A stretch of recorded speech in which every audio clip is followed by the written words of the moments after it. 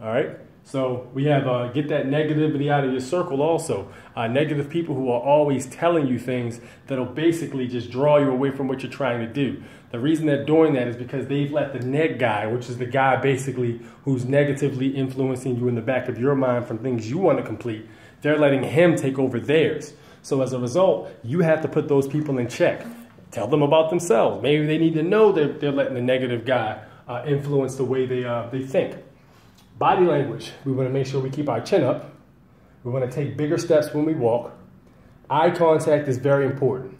Palms showing at all times whenever you're talking to somebody. It could be a stranger or it could be somebody you know very well, but you want to make sure you have the palm showing because it's an indication of trust. We want to emphasize our strengths and embrace our weaknesses. One way to do that is to put your best foot forward, of course. If you're funny, but you might be a short person, then you want to not drag yourself down with constantly beating yourself up for being short, but let that funniness project forward. Don't eliminate yourself from things because you feel as though you're not good enough. Never do that. At the end of the day, your weakness will still be there. Make the most of your life you can possibly make of it. Also, don't stress yourself about things that are beyond your control.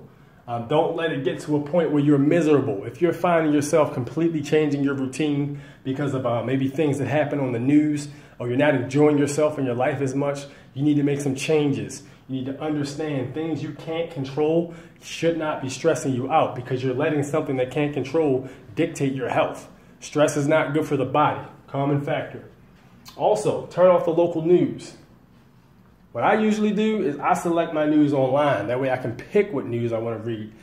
News is basically bombarded with constant negativity. Constant negativity. When you watch the news, you get a lot of negative factors factored in.